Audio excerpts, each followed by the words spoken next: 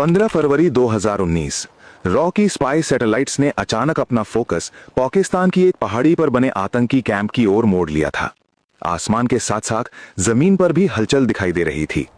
पठानी कपड़ों में रॉ के दो एजेंट खालिद और जुनैद भी इस कैंप के आसपास चक्कर लगा रहे थे। एजेंट्स इस ठिकाने को देखकर हैरान थे, क्योंकि ये एक मिलिट्री एकेडमी की तरह बने इस कैंप में एक समय में लगभग 500 आतंकी ट्रेनिंग ले रहे थे। अजमल कसाब जैसे आतंकी भी यहीं से निकल चुके थे। इतना ही नहीं, कुछ ही दिनों में यहां 300 नए आतंकियों के पहुंचने की भी खबर थी। एजेंट्स तुरंत समझ जाते हैं, भारत में होने वाले आतंकी हमलों की जड़ कोई और नहीं बल्कि यही कैंप था। इसलिए एजेंट्स तुरंत इस ठिकाने की हर छोटी बड़ी जानकारी अपने कैमरों में रिकॉर्ड कर लेते हैं। इसके बाद दोनों एजेंट यहां से हवा की तरह गायब हो जाते हैं। जैसे ही ये सैटेलाइट तस्वीरें और एजेंट्स की इंटेल रॉ हेडक्वार्टर्स पहुंचती हैं, वैसे ही भारत में 1971 के बाद की सबसे बड़ी एयर स्ट्राइक की तैयारी शुरू हो जाती है। दोस्तों, हम बात कर रहे हैं उसी बालाकोट स्ट्राइक की, जिसने पाकिस्तान में मौजूद जैश-ए-मोहम्मद के ठिकानों को पूरी तरह तबाह कर दिया था।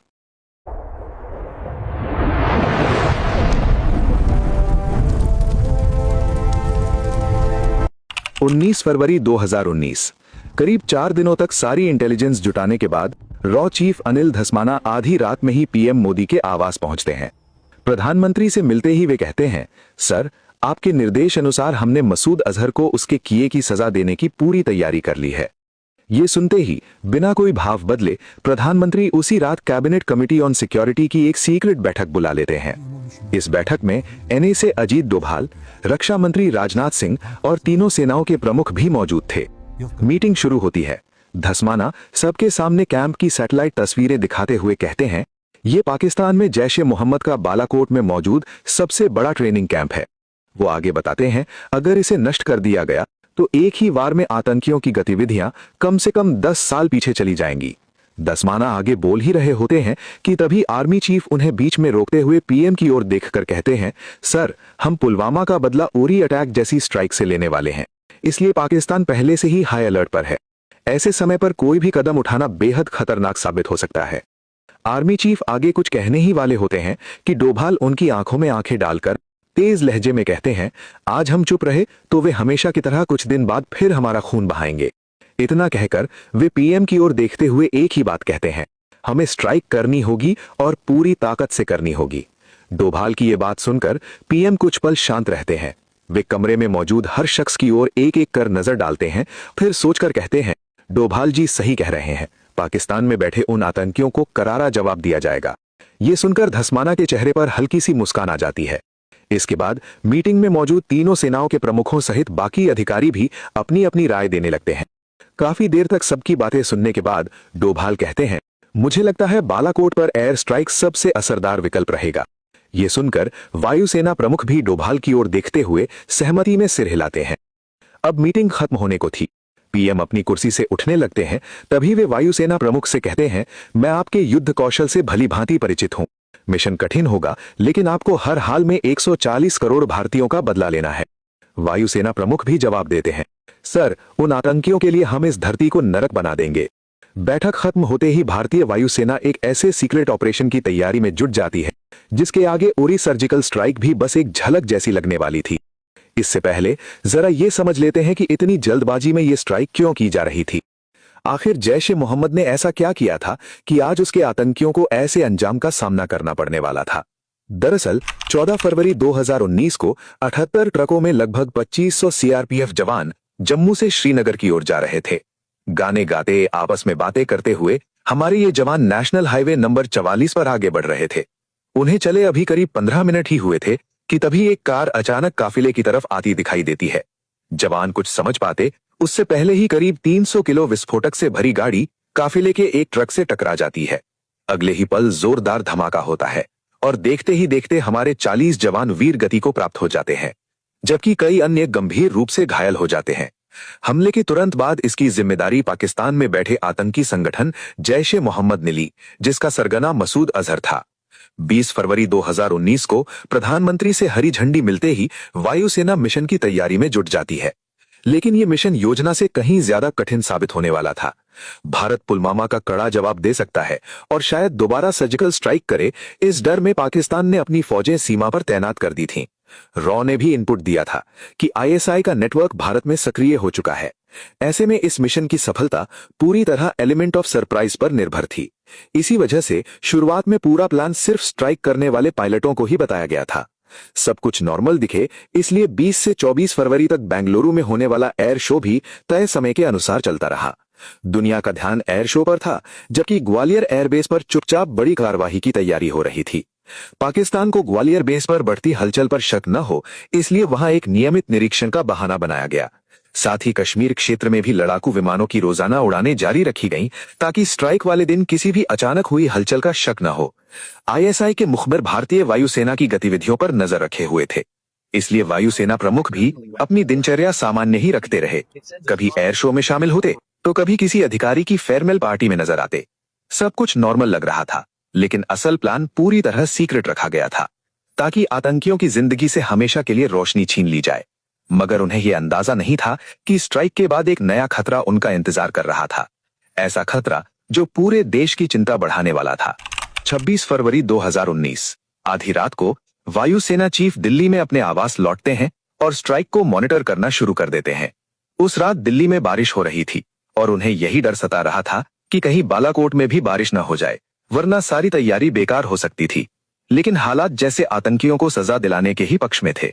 ग्वालियर से 12 मिराज फाइटर जेट पाकिस्तान की रातों की नींद उड़ाने के लिए उड़ान भरते हैं। उनके पीछे 4 सुखोई 30 और 2 सर्विलेंस विमान भी रवाना होते हैं। एलओसी के करीब पहुंचते ही ये सभी पाकिस्तानी एयरबेस में घुस जाते हैं और प्लानिंग के बिल्कुल उलट पाकिस्तानी एयरफोर्स भी तुरंत एक्टिव हो जाती है और हमारी वायुसेना के पीछे लग जाती है। भले ही इलाका पाकिस्तान का था, लेकिन वहां दबदबा भारतीय वायुसेना का दिख रहा था।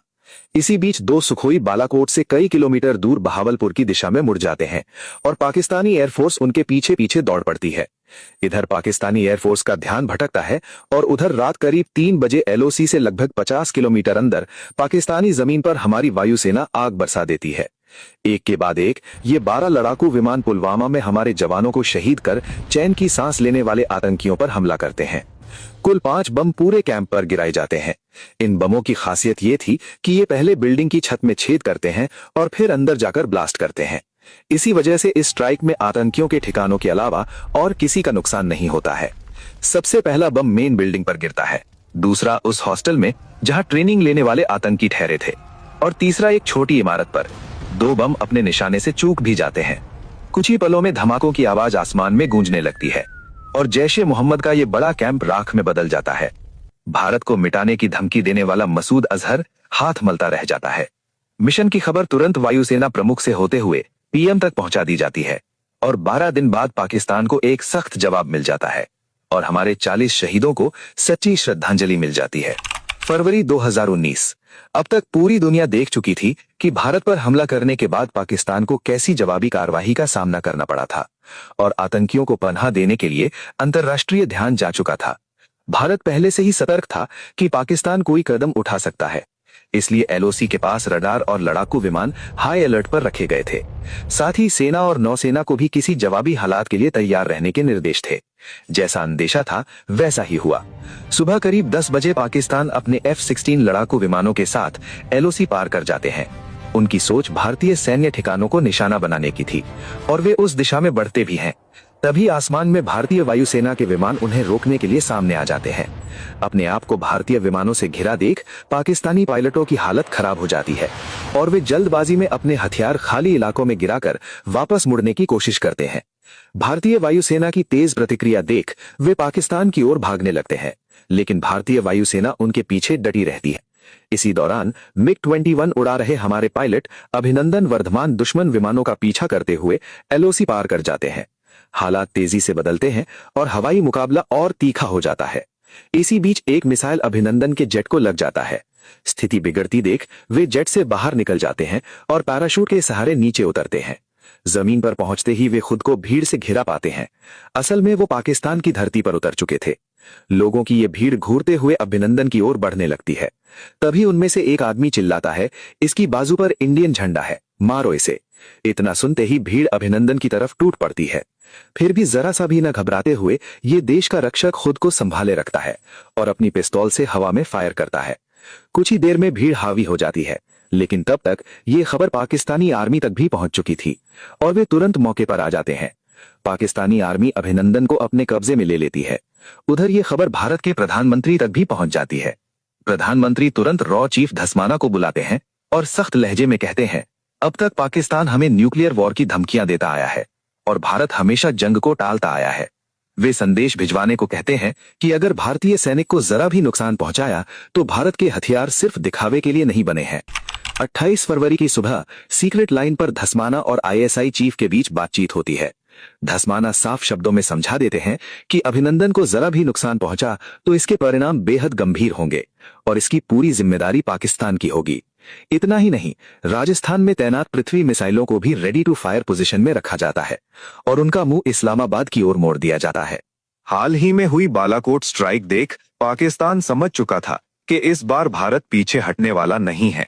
पाकिस्तानी आर्मी चीफ ये देख धर धर कांपने लगता है और 1 मार्च 2019 की देर शाम अभिनंदन को वाघा बॉर्डर के रास्ते सुरक्षित भारत को लौटा दिया जाता है। उनकी बहादुरी को देखते हुए भारत सरकार उन्हें वीर चक्र से सम्मानित करती है और उनका नाम उन चुनिंदा पायलटों में दर्ज हो जाता है जिन्होंने MiG-21 से 4th जनरेशन F-16 को मार गिराया हो। दोस्तों, आतंकियों को खत्म करना आसान नहीं होता क्योंकि एक के बाद दूसरा भर्ती हो जाता है। इसलिए ऐसी स्ट्राइक्स का मकसद पूरी तरह खत्म करना नहीं बल्कि एक सख्त संदेश देना होता है कि तुम हमारे जवानों को शहीद करोगे तो जवाब भी उतना ही कठोर होगा और दुश्मन को उसके ठिकाने तक जाकर जवाब दिया जाएगा। कुछ इसी तरह भारतीय वायुसेना ने पुलवामा हमले का जवाब दिया। अगर आपको हमारी ये 2D एनिमेटेड वीडियो पसंद आई हो तो वीडियो को लाइक जरूर करें और आगे भी ऐसी ही कहानियां देखने के लिए चैनल को सब्सक्राइब करना न भूलें।